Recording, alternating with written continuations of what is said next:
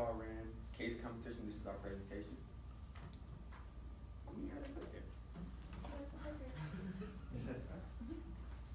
My name is Dennis Peebles. I'm a freshman accounting student from Raleigh, North Carolina. My name is Cameron Nelson. I'm a freshman management student from Raleigh, North Carolina. My name is Trevor Nelson. I'm a sophomore accounting student from Raleigh, North Carolina. And my name is Kendall Mack, a sophomore supply chain and agriculture business student from Atlanta, Georgia. And this is the King team, and we're here to take you to the kingdom. All right. So, the reason we brought these tools in just to show a little bit more creativity and so that we can fit in with Ingersoll Rand and with their culture. And we couldn't find the Ingersoll Rand tools, so we had to give what we had. Right. Now the objective. It was a late ask. I couldn't scramble. I couldn't come up with anything in a day. I was asking the wrong people. But the objectives we'll be going over today in our presentation will be who is Ingersoll Rand, how does Ingersoll Rand fit in with millennials, new innovation, and the ultimate ROI. Now, who is Ingersoll Rand? Ingersoll Rand has a wide variety of products such as club car, train, and also a wide selection of power tools. Now, since the merger in the late 1800s, they have really focused on building their global brand and actually focusing in on innovation and then marketing out to more than just the U.S., but those in the world, and improving the quality of life for everyone. Now, innovation and teamwork is something that Ingersoll Rand works very hard at as they try to create more creative products and services for their customers and consumers. Now, Ingersoll Rand has done a great job of doing their MVP, which is the employee value proposition, which is basically Ingersoll Rand's gift back to their employees as they give their employees more benefits and then help their employees feel comfortable working at Ingersoll Rand and actually make their employees want to come back and work for Ingersoll Rand. And also diversity is a big part of Ingersoll Rand, and this is described by y'all by their wide range of products and services. Now, club car is something we see very often on A&T's campus, and I had no idea Ingersoll Rand made these, actually.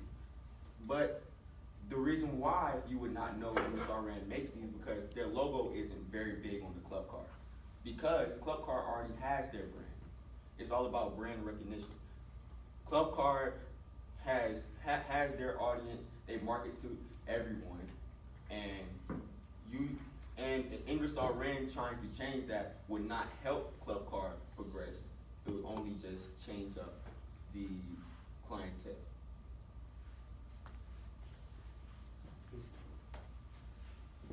Okay, so touching on what Trey said about who is Ingersoll Rand, B2B or business to business. So business to business is in fact Ingersoll Rand's business model. So it's right here. Kendall, this Ingersoll Rand? I don't think that's Ingersoll Rand. Well, part of the problem is Ingersoll Rand does absolutely, very little to no consumer selling. So you can't walk into Lowe's or you can't walk into Home Depot and pick up an Ingersoll Rand product. Business to business gives Ingersoll Rand a competitive advantage over its competitors. At the university, we have quite a few financial research tools. Here we use FactSet to discover a few of the companies that Ingersoll Rand does conduct business with. And as you can tell from this, there's a lot of international business being done. So Facebook ads. So Facebook is home to nearly 2 billion monthly active users. So Facebook marketing is very, very targeted because of the filters that they do have when you do create the ads. Facebook ads help push, CEOs. You can get in contact with CEOs along with LinkedIn. It pushes the business marketing. Not to get confused with these social platforms. So word of mouth, what we have, word of mouth word of mouth is probably one of the oldest forms of advertising and probably the most effective as well.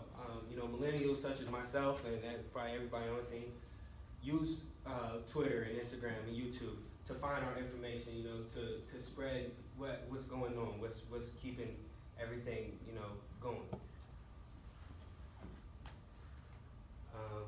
So here, you see the risk is being half a race. So I would be lying to you if I told you that, in business, there can be no risk at all. So what Facebook or what social media ads do is they reduce the risk because of the fact that you can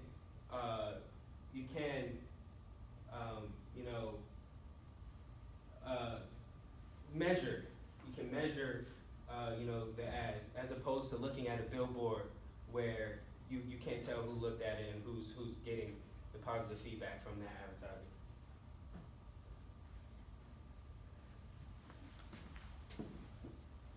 So really quick, you're probably asking why this matters, and I think we talked about it a little bit, right? I think there's this interesting concept that Ingersoll Rand is everywhere but nowhere, right? I look at A&T's campus, I see one of your brands on campus. I look and probably driving back to campus, I'll see some more of your brands on those 18-wheelers. And so I was thinking to myself, man, this brand is everywhere yet nowhere, and how do we go about fixing that? And so my fellow team member talked a little bit about how we can apply the principles that social media brings and B2B marketing in the space of social media, the context of those platforms to really leverage the sense of your business. But we also wanted to spend some time, Mr. Marsh, I think we have a little connection because I like internal, right? So external is definitely important. Revenues of the company is definitely important. But one of the things that I think people sometimes forget is a company doesn't work without people. And so one of the things we wanted to go was go B2C. But B2C, you traditionally think about it business to consumer. We wanted to go business to college. And so one of the things that really resonated with me when I was thinking about this case competition was John Deere. And so I was thinking about John Deere, and I know the reason I was thinking is because everybody wants to go work at John Deere. I was like, man, they're a good company. I kind of know what they do, but I don't want to go out work in the middle of nowhere. Why are people going there? Why does John Deere have such a high placement at A&T? I was thinking about it, and I couldn't figure it out. So I was talking with my department chair, some other people, and they said, Trevor, you know what John Deere did about 4 years ago? They came and spoke to us. They took us out, invited us to our corporate headquarters, and said, we want to make it a priority to be here on this campus. And the reason that's so important for Ingersoll Rand, it's something you guys can definitely do. I can give you my department chair's number. Don't tell me I sent you the but that's something that can be done. The reason I think that's so important is because if you want to maintain sustainability, this is where it's at. The one thing I can guarantee is we'll be in your seats one day. Not soon, but I guarantee one day somebody who is a millennial will be in your seat. And so understanding the things that we like and coming to a campus and saying, hey, I want you at my company, but I'm just not gonna show up at the career fair. I'll be here early and I'll show you that I care is so important. And here's why. So you think about it, we go back and we say, well, internally this makes sense, right? Talent. And this is when we first started, all I was focused on was how does Ingersoll Rand attract talent? But then we thought about it a little bit more and said there's actually more to that. Because not every person you talk to at A&T or any college you go to is gonna come work for Ingersoll Rand.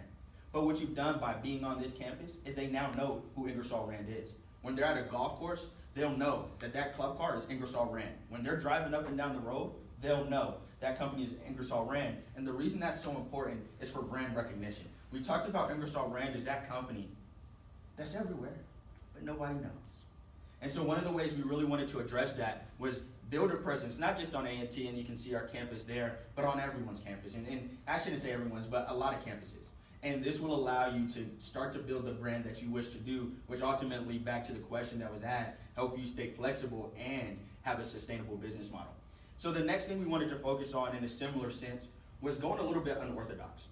So I'm sure we can kind of attest when you're looking for candidates, probably most people stick in the college realm. And college is a pretty good place. You think about the matriculation of a student. Most people go to college, but not everybody does. And I think there's a lot of value to be found in these places, which I would like to call a talent hub.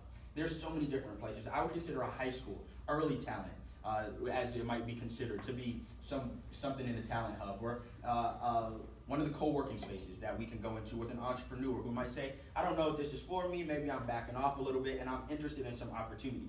The reason this is such a value proposition, the reason this makes so much sense for Ingersoll Rand from an internal perspective is because who's looking there?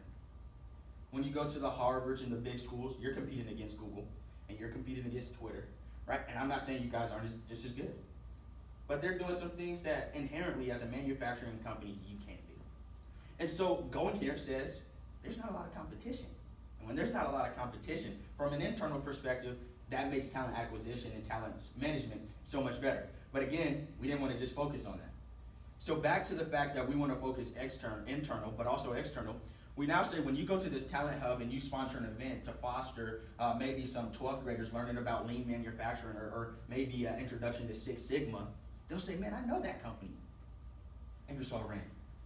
And maybe when they get to college their freshman year, they'll be looking for that Ingersoll Rand brand somewhere. Maybe they'll tell their parents about that Ingersoll Rand brand. Or maybe they'll be in a position as somebody in one of these locations to do business or help facilitate business. You never know who you'll meet doing something like this. And it also makes sense not only from the internal, finding talent, but also sourcing revenues and finding clients, which is why we think this is so unique. And of course, there's always risk, whether that be B2C or business to college or in an incubator. The risk there, I think there's two risks, right? The first one, you can see the guys getting kicked out. Hey, he wasn't a good fit here. And that's always a risk. You put a lot of time, money, energy, and effort into people being here, and sometimes it doesn't work out. So we're not saying it's mitigated there, right? The other risk, of course, is having no ROI or getting no revenues from being in a place. But I'd make the argument the real risk is not flexing to reach millennials. The real risk is staying where you are and saying, hey, they'll come to us. I think we will, somewhat, but other companies are pushing forward. And so IR, Ingersoll Rand, wants to stay sustainable and wants to continue to be the industry leader they are, then I think the risk is not taking risks. Okay, so Cam just told you guys about social media. Trevor just told you guys about the risk and how we're gonna reach talent. I'm gonna tell you why it's so important and how we're gonna do it. Oh, sorry, wrong button. So, number one is diversity. You guys are already doing a great job with diversity. You guys have a plan by 2020 to have gender parity, as well as there's a lot of diversity within this campus alone and across the company. The aesthetics are beautiful. This is a beautiful campus, but nobody would know it without social media. That's where Cam comes in. You guys' Twitter is about, you guys have about 5,000 followers on Twitter. On Instagram, you guys have about 7,000 followers. Let's get those numbers up. Millennials are always on their phones, always on social media. Let's get those numbers up and promote things like gender parity. Promote things like your commitment to being green and how you guys have won awards for that. Let's promote that through social media. It's majority marketing, as well as a company culture. You guys have a great company culture. Brian was telling me today about how you can move up within 3 years, maybe 2 or 3 times, as well as your multiple programs for graduates. So how are we gonna do this and how are we gonna acquire talent? So we originally thought, what are other companies doing? Some companies are giving away scholarships, having giveaways on campus, but are these good enough? And how many people are they reaching? But what we came up with is a book stipend. How you qualify for the book stipend is by having maybe a 3.25 GPA or higher, and you can get a book stipend that will allow you to pay for books for school through Ingersoll Rand. This gives you social responsibility in the community, and it also allows students who are going to school, it gives them opportunity to learn about Ingersoll Rand and compete for this book stipend. Book stipends can range anywhere between $100 to $700 per semester, and this will get people talking.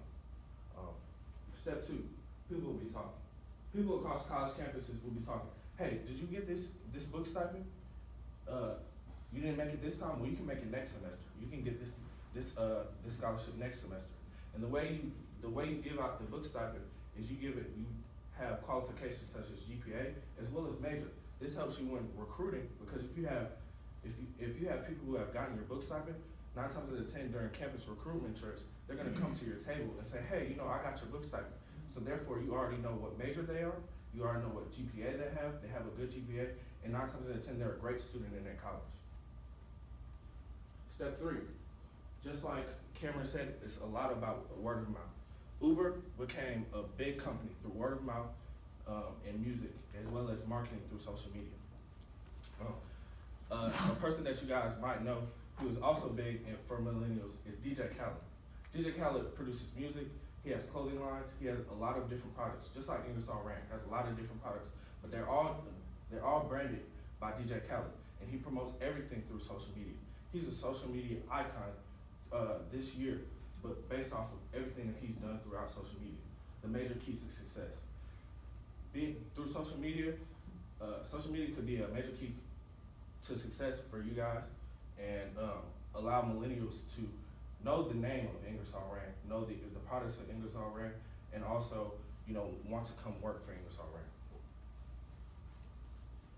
So at the end of the day, I think this was really interesting, something that not only you guys are thinking about, but everybody is.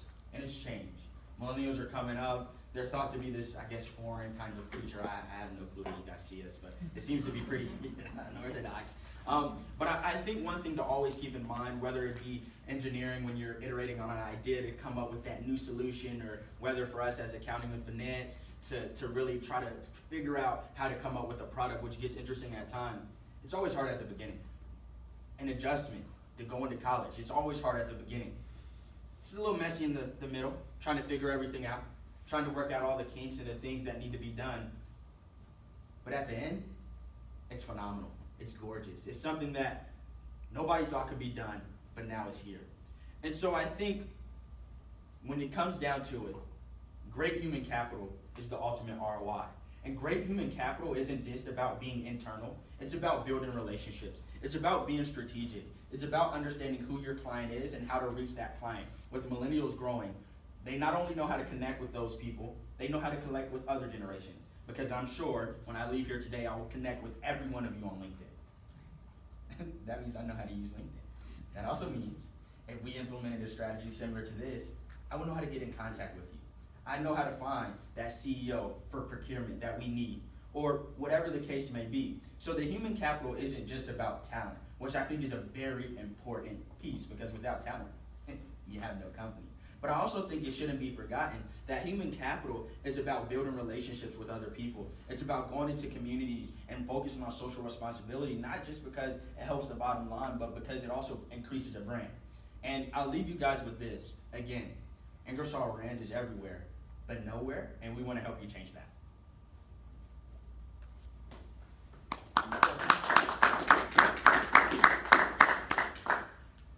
Trevor, quick question. Yep. Before we get started, why'd you choose accounting? You sound like an HR guy. Yeah. So I tell people this. I probably consider myself an econ guy. So first of all, I like to say I didn't do my due diligence before I went to college. So theoretically, I should have been a finance. I like econ. But one of the things that I tell people is I wanted to diversify myself, right? So if I'm a portfolio, I want to make sure my soft skills are good, but also some of the technical things. So I have Six Sigma. I get into some I'm of just the picking at you. It's all No. good, man. No, I think I get that asked a lot. They're like, There's still a chance to come with. I don't know if I'll convert, but I keep Away that from in the mind. dark side. I keep that in mind. Question about the book program. Very interesting idea, and the linkage with how that automatically makes a person seek you out in a job fair is pretty cool. What would you say that would cost in total to a company if we were to try and implement something like that? Okay. All right. So, have you heard of the Coca-Cola scholarship, or the Gates Millennial Scholarships? Okay. So the Gates Millennial Scholarship is a full tuition scholarship. The Coca-Cola scholarship is a $20,000 scholarship, but those only can hit 1 or 2 people. Right. So what I was thinking was maybe instead of spending $20,000 for one student, and then you have 10 people who apply, 10 people who know about Ingersoll Rand, and then one student who actually is grateful to get the scholarship. Spread that $20,000 out and split that up maybe $500 per person. That way, 500 times 20, what is that, 100 students? That's 100 students. And that way you have actually 100 students who are thankful for you guys to, you know, get books and stuff for that, school year or that semester, and they can, you know, word of mouth, tell other people in 100, they tell 2 people, that's 200 people on the college campus that know about Ingersoll Rand, if not more. So just to go back on Brian's question, the cost, right? When I was in school, books were, you know, some of them were $150, some of them $200. So how many students would you be buying books for all the students on all the campuses in the United States, or did qualify with 3.2? Because looking at this list, I mean, within this room, everybody will qualify for the book scholarship. Right. Not to mention all the other candidates or students in the schools that have a 3.2 or better GPA. So that's a pretty cost, you know, intensive endeavor. And then, you know, I understand the people capital, you know, human capital, that's really great.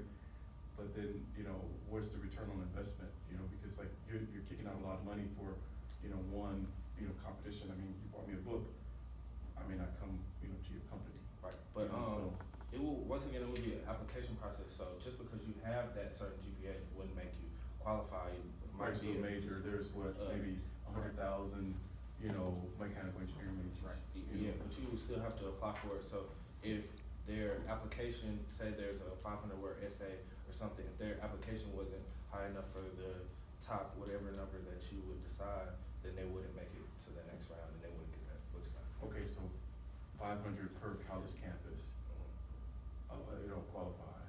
I mean, they have it, what are your qualifications? I guess what Brian's trying to get is like, at the cost, you know, how do you understand, like, you know, how much what we're gonna cap it at? Because- Yeah, I think that's a fair question, and I think Ryan will probably agree with me with this. Human capital is strategic, right? So not every university is gonna qualify for this book stipend, because not every university, call it a target school or whatever you wanna target, not everybody's gonna be in that, right? The other thing I would say, because yes, you do start looking at cost, and you definitely have to consider the ROI with human capital. I think the one thing that you can't forget is it's really hard to measure that ROI of human capital, because if you never know, you're right, you could give somebody a book stipend and they say, man, who cares? Or maybe, you never know, maybe they supplement or something and they say, who cares?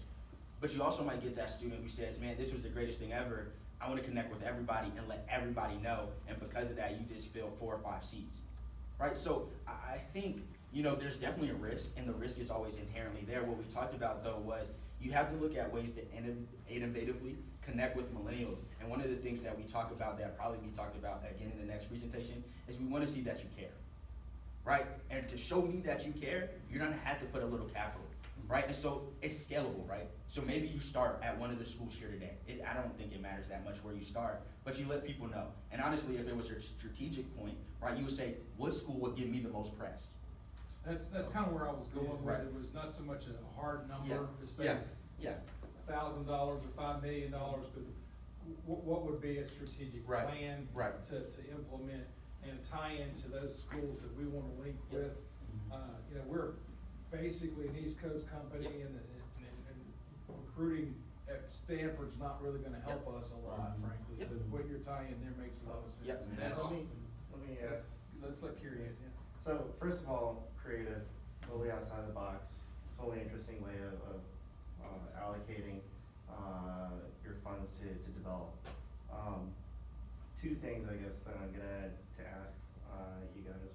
The first is, for this investment, for this return on investment, as well as this word of mouth, telling other people about Ingersoll Rand, one of the things that I kind of am trying to connect is how to measure this return on investment. And so, from an HR, from a talent pool perspective, that return on investment, and correct me if I'm wrong, Ryan, on this, would be more or less, how can we get a student that we've invested in to actually commit to Ingersoll Rand, to actually work for Ingersoll Rand, and to actually earn Ingersoll Rand? There are metrics, for brand recognition Right. beyond, So- that are aside from the number of hires we would Yeah. make from something like this. Well- You can tie multiple ways. And that's kind of the other side of that is, even if they don't work for Ingersoll Rand, how can you accurately measure that whole brand situation within the campus and spreading out? And then, I guess further from that, the second part of the actual question is, this ends up being kind of like a branded education almost.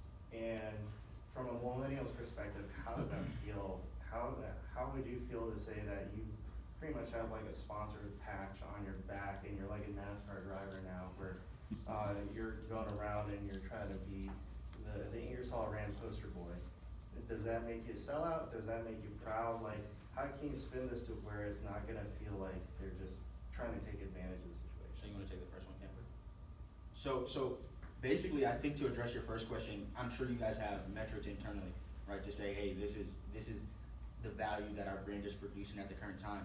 One of the reasons we went with social media is because it's measurable, right? If I put out a post, or if somebody says, hey, I just got this wide array of, yeah, and so once you grow your following, and even if you don't, right? Even if you don't, what happens is you'll put a post out and say, hey, we just sponsored, call it Alexis, for $700 for this semester worth of books, congratulations. You'll know if that's working, right? So for us, we're saying this is a good idea. Who knows if it'll work, right? That's part of the process. The thing we can guarantee you though by using social media is we'll know if it's working, right? It's not like what Cameron was saying, like you're driving past a billboard and who knows if you're watching it. I know exactly how many people are touching on that post. I know exactly how many people clicked on the link to then go to the post. So one of the things about measuring how well a campaign of this magnitude will work is by using the social media to then press it out. And I think that even goes back to one of the first questions, which was how do you have a strategic plan? Well, the strategic plan will be centered around the campus that can give you the most press, which grows your followers like we talked about, which gives you your press and then ultimately drives those metrics to let you know if there was a good idea. And I'll let Kendall talk about the second. Just so I can answer the whole question, could you please repeat the whole second question? Sure, so the second question, it basically goes to the idea of how would a millennial feel as far as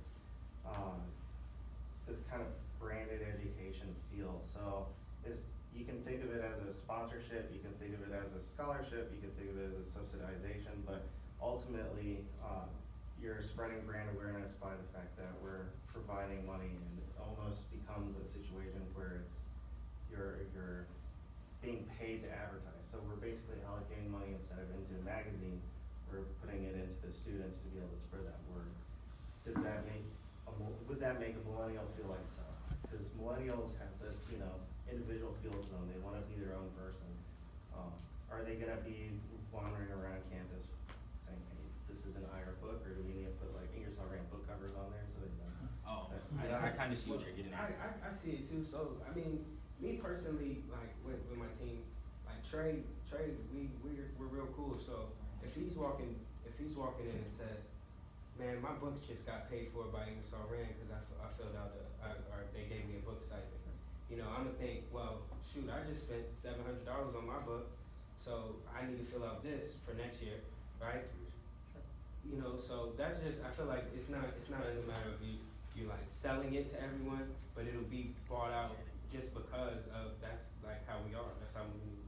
And Got then about 2 minutes left on questions, guys. And then too, I feel like the person who got the books stipend would feel some type of responsibility to, come up to you and talk to you during the career fair. Or, when their friends are walking into the career fair, there's been times where I've said, at Google or Twitter, that's a great company to go work for. You should go to that stand at the career fair. You should go talk to them at the career fair. You wanna have that same type of mentality for Ingersoll Rand's brand. Well, Ingersoll Rand is a great company, they have a beautiful campus, go up to them during the career fair. And that way you get the word of mouth after the scholarship. Just like Trevor was saying, the person who gets the scholarship doesn't necessarily have to work for you guys at all. But if they tell 2 or 5 people, then you have 2, 3, 4, or 5 people who are coming up to you during the career fair that you guys can come interview and possibly work for the company in the future.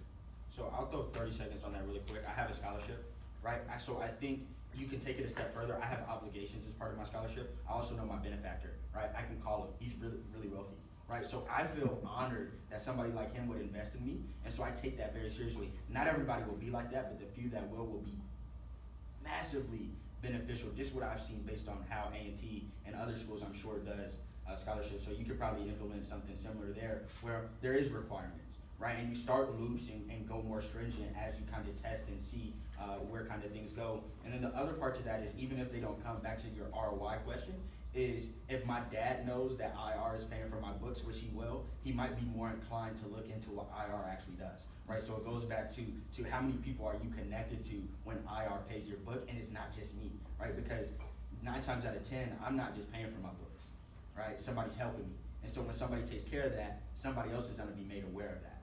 And so I think when you start looking at points of connections, which is back to our point of exposure and getting IR out there as a more household name, even though they're B2B, like I think that's where it kind of starts to add a lot of value. My dad sometimes says, he said, it's not always what you do for people, it's how you make them feel. If you make him feel like you're invested in his education, then he is going to do something to invest back in you guys. I have one last question. I told you I had 2 minutes, but I have one quick question. Was this an organic idea, or have you seen this in other companies? Came up last night. 9:30. So I'll tell you the way it started. I'll literally tell you the way it started. So like I said, when it was started, it was completely internal. Yeah. Right, and so I'd actually just been in a case competition with Wells Fargo, and the feedback I got was we care about internals, but we want to see the revenue, right? Like we want to see the bottom line be affected, and focusing on internals, while it's important, doesn't necessarily have the gloss to it, right? It's not the Ferrari. It's kind of like yeah. So when we were thinking about how we implemented it, we talked with our coach, and the first thing we came up with was a giveaway for a club card, because you guys, there was an innovation about taking, club card B2C. Well, we were like, that's not really practical. So then we came up with a scholarship. And we're like, well, companies already do that. And then, just through thinking and kind of going through idea generation, it just kind of came about that, hey, books are not cheap. And it would, be of great value to students to really have something like this. So this came about through thinking and applying that's why our coaching call was so beneficial. I asked you. You said it was a really good call. It helped you start thinking through Also, it's something. another way Ingersoll Rand can show they care. Sure. And really show that they're just not here just to get employees, but they're actually here to help. Sure. Okay. And also get your name. Okay. Great job, guys. Thank you.